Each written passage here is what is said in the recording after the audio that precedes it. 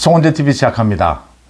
공천 파동을 겪고 있는 민주당이 어젯밤 늦게 비상최고위원회의를 열어서 수습해 보려고 했지만 전혀 수습이 되지 않고 이 공천 갈등이 일파만파로 커지고 있습니다.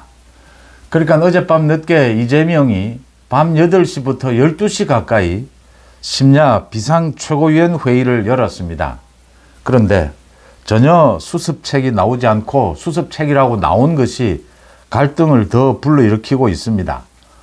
지금 민주당의 공천 파동 크게 두 가지입니다. 하나는 이 여론조사가 불공정하게 됐다. 불공정한 여론조사 업체가 개입을 해서 지금까지 진행이 된 현역 하위 20% 또 경선, 1차 경선이 있었습니다. 이 경선도 여론조사로 하게 되죠. 이 모든 것이 불공정했다. 여기에 불공정한 여론조사 업체가 개입을 했다. 거기에서 생긴 이 파문이 어마어마합니다. 후유증이. 그런데 이걸 전혀 수습을 하지 못했습니다. 그러니까 리서치 DNA입니다. 리서치 DNA라고 하는 이 여론조사 업체를 앞으로는 제외하겠다. 여론조사에서. 그렇게 해법을 내놓았는데 오히려 이게 더 화근이 됐습니다. 그러면 지금까지 여론조사가 잘못됐다는 것 아니냐? 지금까지 여론조사는 어떻게 할 거냐? 하위 20% 인정 못한다. 1차 경선 현역이 광주를 비롯해서 5명이 떨어졌습니다. 이거 인정하지 못하겠다. 모두 재심 청구를 했고 재심 청구를 할 예정입니다. 지금까지 재심 청구를 한 부분에 대해서는 모두 기각을 했습니다. 거기에 반발을 하고 있습니다. 이게 지금 해결이 안 된다라고 하는 것입니다. 그 다음 두 번째입니다. 임종석과 추미애, 이현주 이 전략공천을 어떻게 할 것이냐, 이 사람들을 이걸 컷오프를 시킬 것이냐. 임종석은 컷오프를 시키고 싶고 추미애와 이현주는 지금 공천을 주고 싶은데 이재명은 이 답을 내지 못하고 있습니다. 그래서 어정쩡하게 경선을 붙이는 방법, 임종석과 추미애를 중성동에 경선을 붙이는 방법이 논의가 되고 있는데 이것도 지금 제대로 진행이 될지. 임종석은 그러니까 컷오프를 시키고 싶고 추미애는 주고 싶은데 경선을 붙이면 추미애가 안 된다라고 하는 겁니다. 그래서 지금 답을 내리지 못하고 있습니다. 이제 내일 의원총회가 예정이 되어 있습니다. 내일 의원총회에서 이 반발하는 현역 의원들이 이 당을 뒤집는다라고 하는 겁니다. 이젠 참지 못하겠다. 그냥 있지 못하겠다. 이 두 가지 문제에 있어서 전혀 이재명이 수습을 하지 못하고 수습책을 내고 있는데도 반발은 더 커지고 있습니다. 그러니까 어제 이재명이 무려 4시간 가까이 비상최고위원회의를 열었습니다. 가장 중요한 것이 홍익표 원내대표가 정확하게 문제를 제기한 겁니다. 리서치 DNA, 이재명이 성남시장으로 있을 때 용역을 주었던 이 업체가 당초에 여론조사 기관 선정에서 탈락을 했는데 하루 만에 이게 다시 포함이 됐습니다. 어떻게 해서 이런 일들이 일어났으며 이런 여론조사를 누가 믿겠느냐, 이 문제를 어떻게 처리하겠느냐. 그래서 어제 앞으로는 리서치 DNA 이 여론조사 기관을 뺀다라고 결정을 했습니다. 이 결정이 나오자마자 대부분의 지금 현역 의원들이 20%, 하위 20% 여기에도 리서치 DNA가 개입을 했다. 그 다음 며칠 전에 있었던 1차 경선 대장동 재판의 변호사를 비롯해서 이런 측근들이 1차 경선에서 당선이 됐습니다. 이 부분에도 리서치 DNA가 개입을 했다. 이거 어떻게 할 것이냐? 이제 지난 여론조사는 어떻게 할 것이냐? 이게 이제 문제가 된 겁니다. 재심 청구가 지금 잇따르고 있는데 모두 기각하고 있습니다. 재심 청구를 받아들일 수가 없는 겁니다. 재심 청구를 받아들이면 이게 민주당 경선 과정 전체가 다 뒤집어지는 겁니다. 그런데 받아들이지 않을 수도 없죠. 지금 현역 의원들이 모두 반발하고 있습니다. 재심 청구를 하지 않았던 현역 의원들까지 재심 청구를 하겠다라고 나서고 있습니다. 이렇게 되니까 이게 수습이 안 된다라고 하는 겁니다. 이 업체가 개입한 데는 김병기 수석 사무부총장이 개입을 했다. 압력이 있었다. 외부의 압력이 있었다. 이야기가 계속 나오면서 정필모 경선관리위원장은 사퇴를 선언을 했습니다. 너무나 자존심 상한다.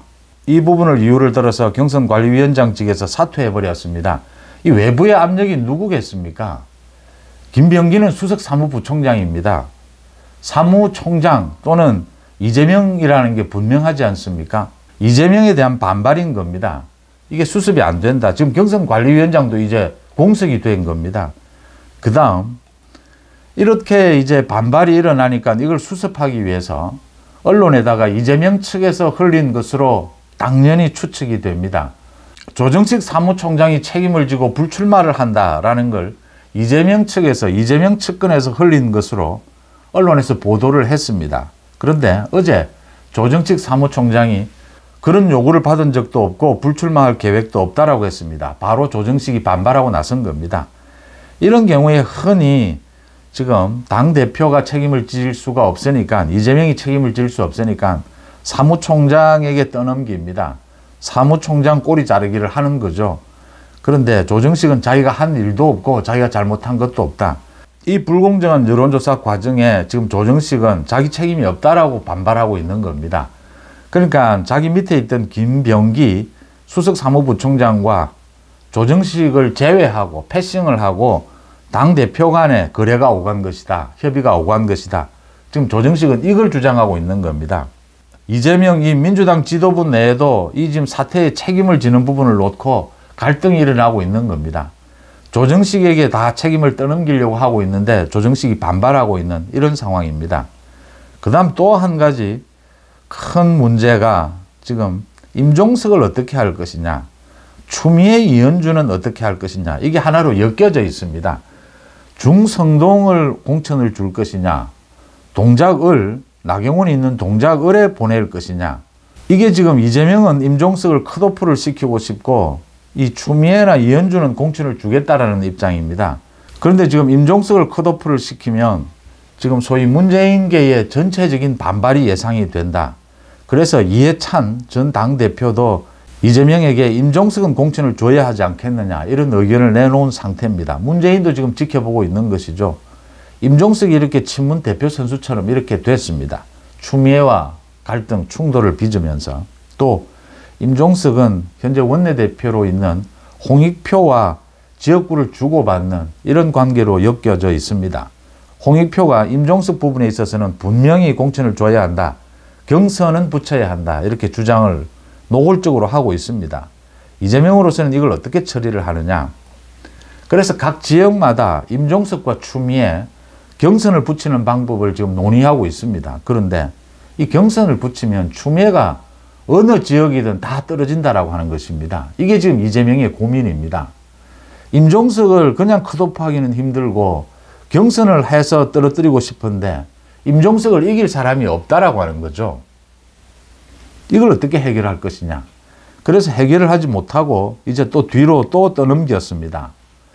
내일 의원총회가 열리는데 이 부분이 해결되지 않는 한 이 부분이 가장 기폭제가 되지 않겠느냐 이렇게 보입니다.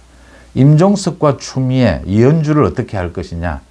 이재명으로서는 이 수습책을 내놓는 것이 거의 불가능한 상황이다 이렇게 보입니다. 민주당 부분은 이 민주당의 공천 파동은 더욱 심각해져 가고 있다고 하는 것이고요.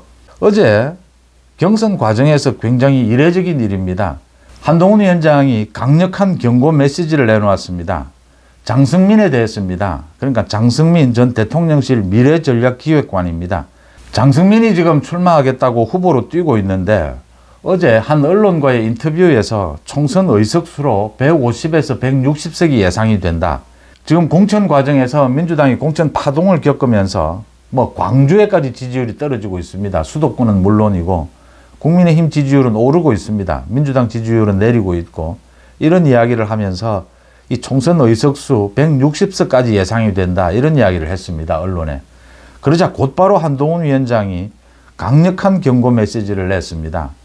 당직자나 후보들이 공개적으로 총선 예상 의석수를 과장되게 말하는 등 근거 없는 전망을 삼가해 줄 것을 요청한다.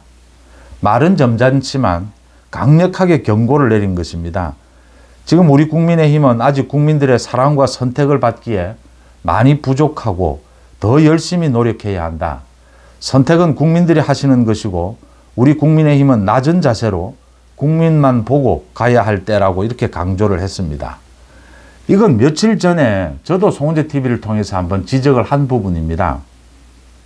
지금 정치 평론을 하는 사람이나 여론조사 전문가나 누구도 수도권은 워낙 예민하기 때문에 100석, 200석으로 당락이 갈립니다.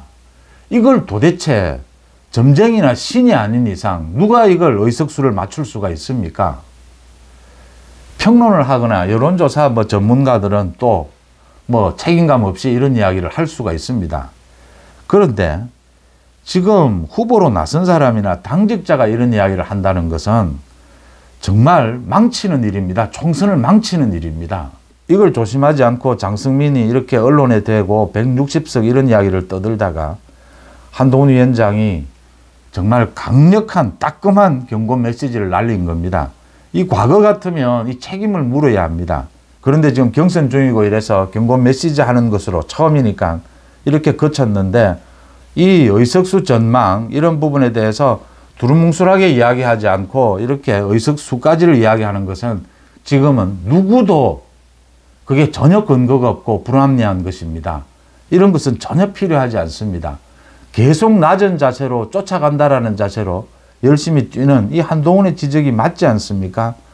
이런 참 무책임하게 이렇게 떠들다가 경고를 받았습니다.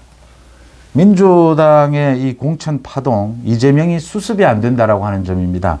이게 아마 내일 의원총회를 계기로 해서 완전히 당이 뒤집어지는 그런 상황을 맞게 될 것이다. 이게 공천이라는 것이 이렇게 첫 단추를 잘못 끼게 되면 이게 수습이 안 되는 상황으로 가고 있다는 겁니다. 반면에 국민의힘은 한동훈 위원장이 결단을 내렸습니다. 모든 경선 과정, 공천 과정을 모두 공개하겠다. 민주당과는 달리 민주당은 공개하겠다라고 했다가 본인에게는 공개하겠다라고 했다가 하위 20%도 하루 만에 이걸 뒤집었습니다. 공천관리위원장이. 이 공개했다가 큰일 나거든요. 빵점이 지금 나왔던 겁니다. 김영주, 박용진 등 이 빵점을 받은 것들이 나와 있으면서 지금 공개를 못하는 겁니다. 그런데 국민의힘은 모두 공개하겠다라고 했습니다. 당당하게. 한동훈 위원장은 이 과정을 경선 과정, 공천 과정 모두를 공개하겠다라고 했습니다. 이 대비가 되면서 앞으로 국민의힘과 민주당의 지지율은 더 격차를 크게 벌리게 될 것이다 라고 충분히 예상이 되는 대목입니다. 송은재TV 마칩니다. 고맙습니다.